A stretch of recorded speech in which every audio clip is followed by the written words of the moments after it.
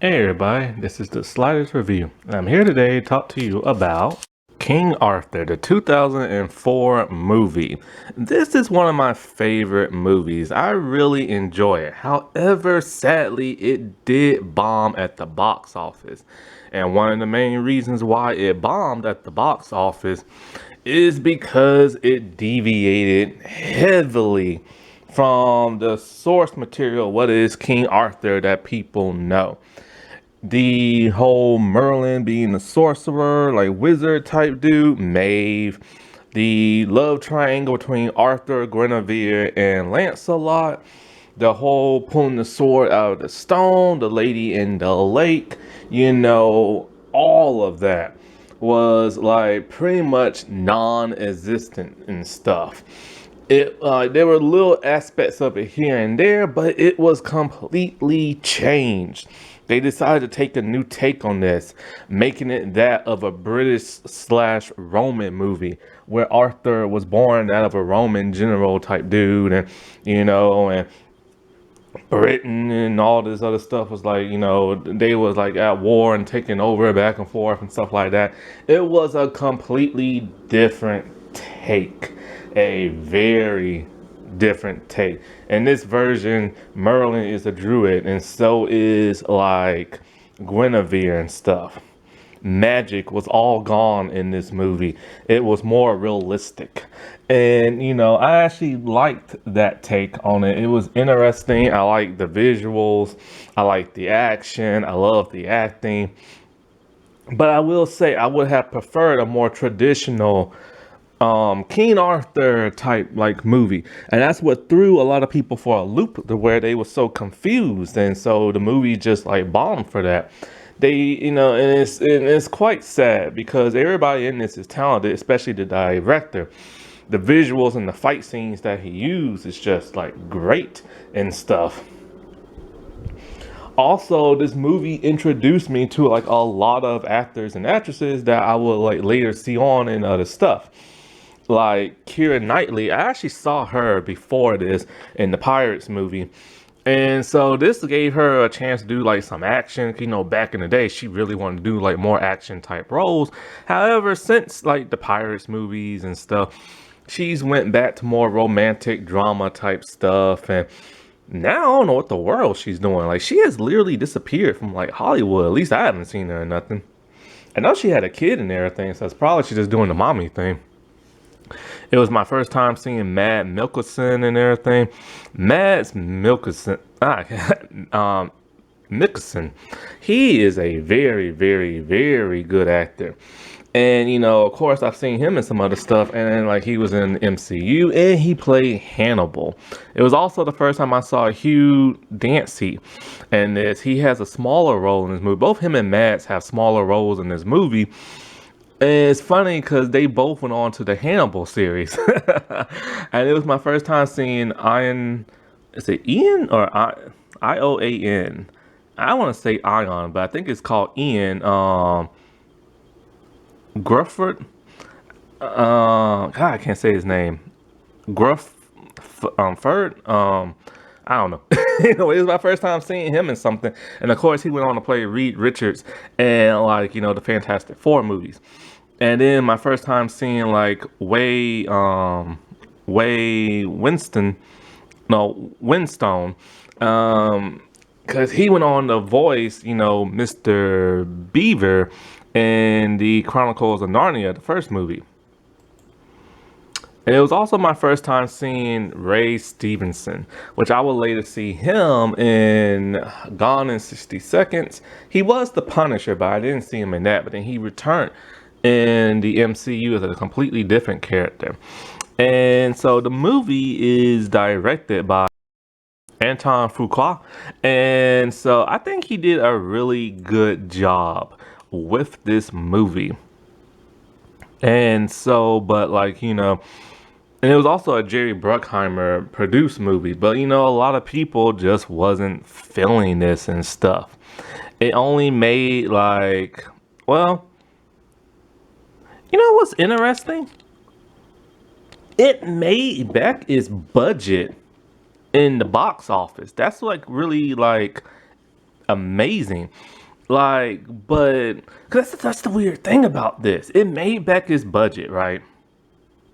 It made like 203.6 million at the box office, and it had a budget of 120 million. And so it made back its budget and everything, but like it still bombed at the box office because people really wasn't expecting that, like, whatsoever. And it's quite a shame, to tell you the truth.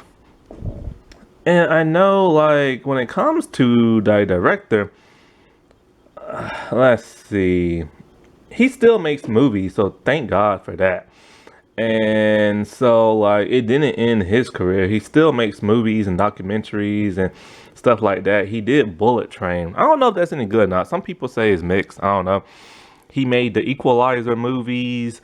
He made Southpaw, Shooter, so it's like he still had a career after that, but his directing and producing roles are not so much limited, but about like a dozen, I say.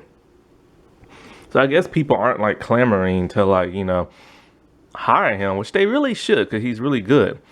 And so, like, I remember for the promotional movie for this, like, they enhanced Keira Knightley's boobs in the poster, and that really pissed her off and some other people. I hate when they do that crap. Like, there's nothing wrong with having a smaller chest size. And I don't know why Hollywood is so fixated on having like this whole like sex appeal. But Guinevere in this is actually a warrior and everything, and she's no princess. And I remember when I first saw this movie, I was in college, and I borrowed the DVD from my friend. At first, she wouldn't let me borrow it.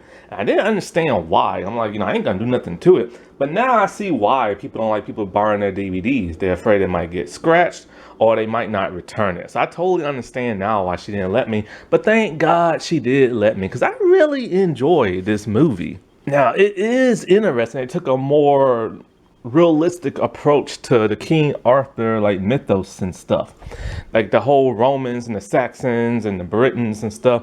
But they're not the first people to do this. Other people have done this as well. Many people believe that the legend of King Arthur actually came from that of a Roman general and stuff, and what it was depicted off of. So this is what he went with. When he heard that, he just started world building around that and everything, because he found that very fascinating.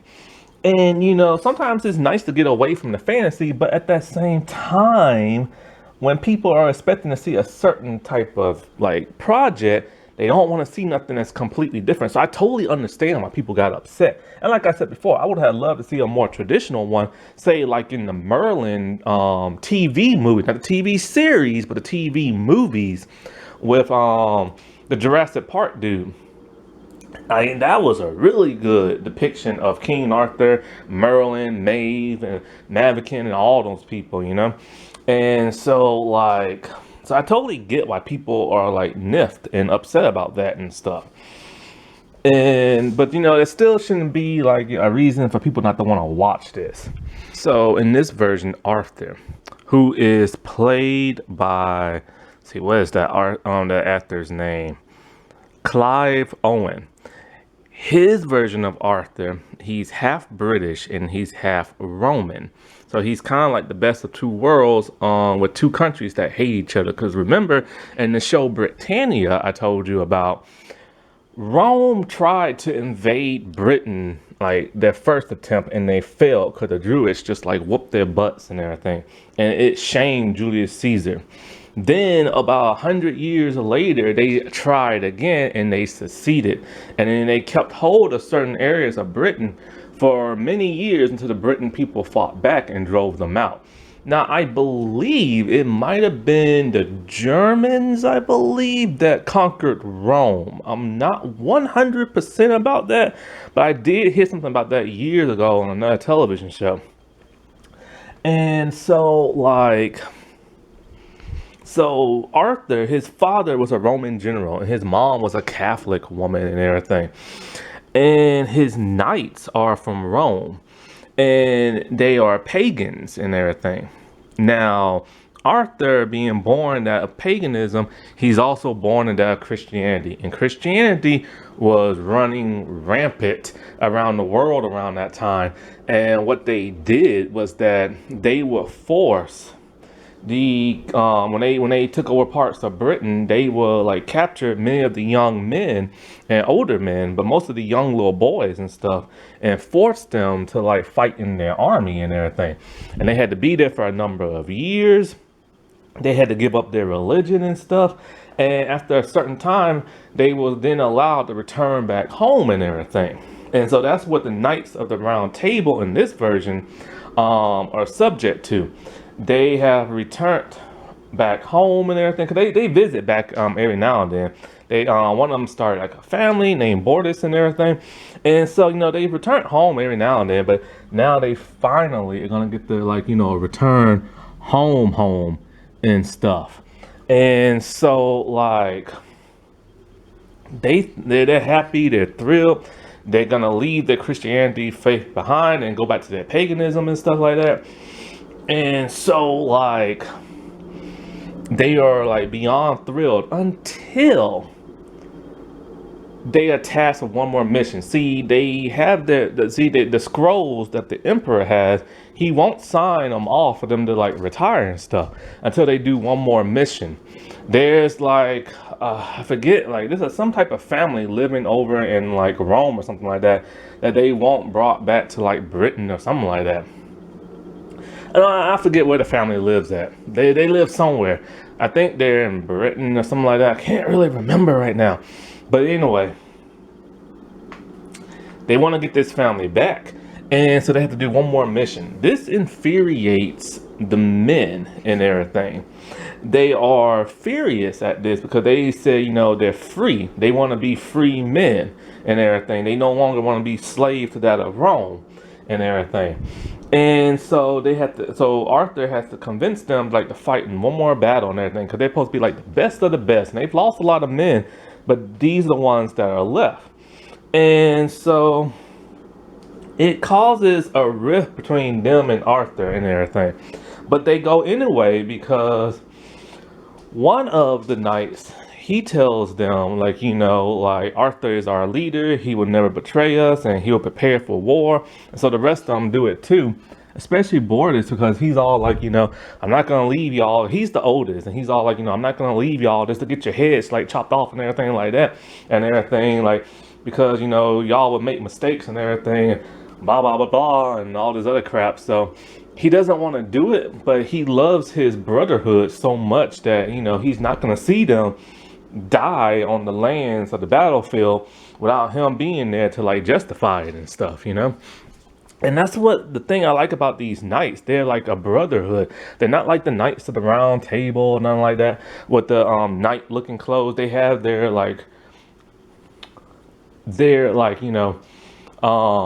the old-fashioned British like pagan looking clothing and stuff like that. And so like when it comes to these knights, I'm trying to remember, let's see, their names are Lancelot, of course. Tristan, that's who Mads plays.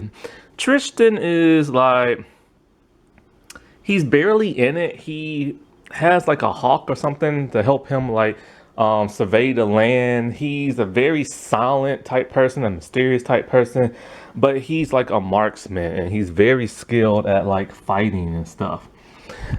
And then we have, see, Lancelot, he's just like Lancelot, he's brave, he's valiant. He thinks of Arthur as like a brother, and he loves women to death. He even tells Bordis that, some of them kids you got might come out looking like me and everything. And so Boris, he is the grumpier one of the group. He's older. He has more of a boxing style when he fights because the actor is a former boxer and stuff. And so he has tons of kids, which I think he only named his oldest son and that's it. And then he just calls the rest of them like, the B word and stuff like that. He has a wife. And when they have to go back into battle and everything, his wife sings this lovely, beautiful song called "We Will Go Home" and everything. Now, it's not the actress who sings it; it's somebody else. This song is on YouTube. The song is amazing. You have to like check it out, and you have to check it out in the scene in which it comes from, because the knights, they're sad. You know what I'm saying? They're really sad. And they don't want to fight one more battle for Rome. They want to go home to Britain and stay there and everything. And they tired of giving their lives to Rome and everything. And any person who's ever been in the military or ever been in the war, they could relate, because they don't want to be overseas. They want to be home with their family in their own country and stuff. And so one of the other knights is Galahad, and so he's played by Hugh Dancy, and he's like the youngest of the group. He is the one of the most. He's very pissed and furious and everything at like Arthur for making him go to one more battle, to the point where he hops on his horse and just rides around the circle around Arthur and everything. You think he's gonna do something to him, but he doesn't and stuff. Now there's Gawain. I don't remember him at all, to tell you the truth. Um, I really don't remember him at all. So, but he's just there. There's Dagonet. He's played by Ray and everything. He's the big tough guy who could take an axe and literally like break a frozen river and everything like that. And so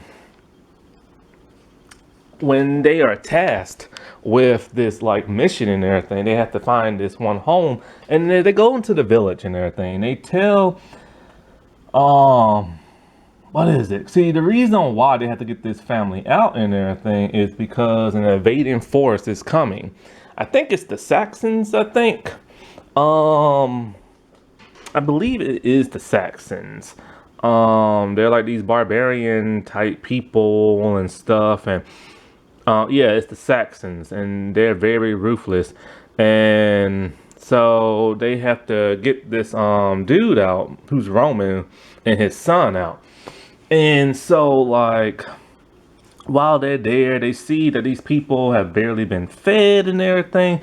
The religious people, they have like people like in kind of like a dungeon, and they like locked up the place so they can die in there, and they trying to convert these druids into Christianity and everything. When the knights and all this find this out, they free the druids and everything. They killed a religious person who kept them trapped down there and everything. And the guy who they were supposed to like rescue, him and his family, they end up killing him, I think, too, because he tried to act out. And so the only person left is the son, who's kind of like a prince, and his wife and his mother and stuff. And so this is when they find Guinevere. Her fingers have been like broken and all this other stuff. And so Arthur, he resets her fingers, and when this happens, my God, Keira Knightley gives a great performance. Just hearing this woman talk is all enough, and her facial expressions. And so she tells them how, they came in the middle of the night, they did this and blah, blah, stuff like that. And then she looks at him and she almost taunts him in a while, talking about Arthur, like born of a British mother, but a Roman father and everything. So she knows who he is and everything. It's like fate, them like meeting and stuff. And so like they have to travel hundreds of miles and everything, and to get to their destination so that the knights can be free. But of course the Saxon army is coming in, they're invading, they take out a few of their scouts and stuff like that. But then there's a problem. See, when they make camp one night, some interesting stuff happens. Merlin is, because they're still in Britain and everything. So Merlin, him and his people make contact with like King Arthur and stuff. And so Arthur is pissed at Merlin. He hates Merlin. He talking about, you killed my father and everything like that. And we get this really tragic backstory.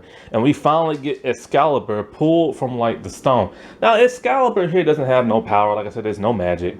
And it's interesting how they did this. So basically the Druids attacked one day when Rome was there, and So they fought and killed to like his father and stuff, and he was like really upset. He was running in the middle of the night when there's like people fighting and there's flames everywhere, and he runs out to his father's grave and everything.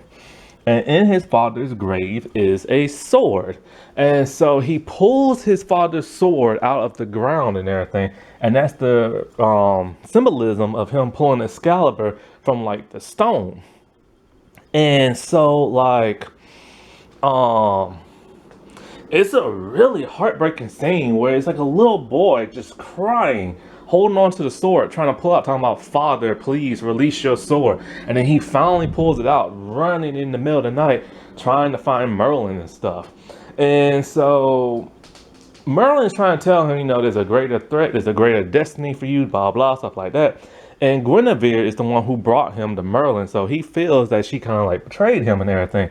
See, it was no coincidence that she was in that religious prison camp and stuff.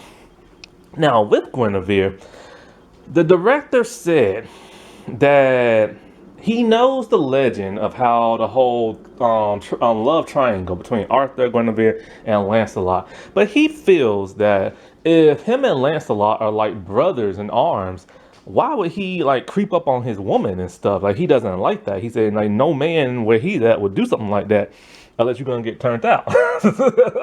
So he didn't make that love triangle in the movie, but there is some slight reference to it in like terms of like flirtation almost. So she like talks to like, Lancelot and everything. She wants to know, what does he believe in, since he's like, pagan and stuff like that. And so like she's talking to him, but the way she talks to him is very engaging.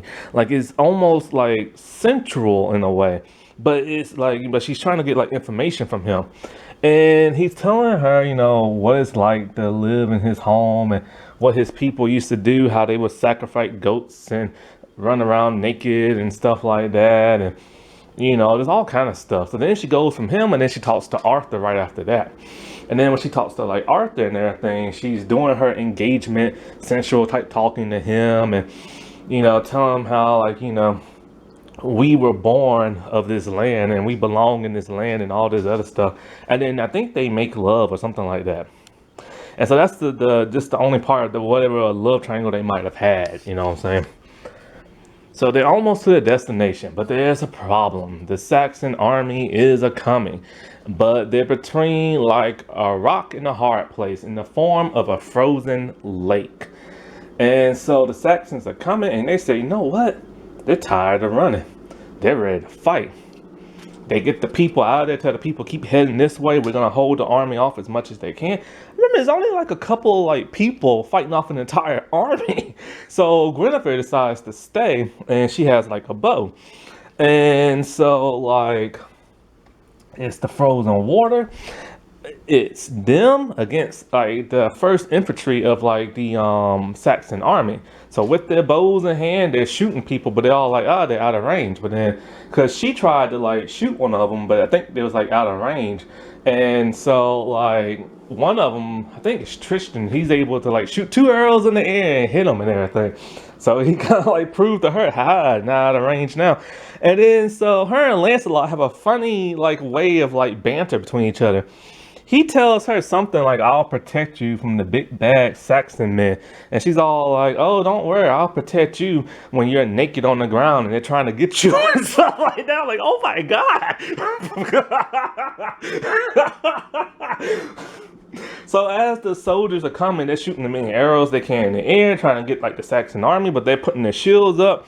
And so they realize there's no way they're gonna get through their defense because they're using their shields as head cover.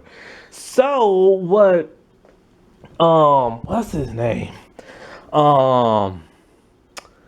Let's see, Ray Stevenson, who he played, Dagonet. What he does is insane. He takes a giant axe. He runs to the middle of like, the the lake, and he just starts like hammering at the lake, trying to crack it so that the Saxon army will fall in. Well, of course, they're shooting him with as many arrows as they can, but he still ain't letting up. This man is a beast, and he's able to like shatter the water. And as his friends are giving him cover and everything, trying to lay down some artillery fire, he's able to like smash the entire lake, and the Saxon army falls in it. Problem is, he's been shot too many times with arrows, and he falls into the cold water. And so he dies and everything. This caused Bortus to just like lose it and everything. He gets drunk and he just like can't take it, you know. And Arthur is pissed because he lost one of his men and everything. So when he goes to the castle to, you know, to meet up with everybody else, he tells that guy, you know, I lost one of my men because of you and everything, and blah blah blah and stuff like that.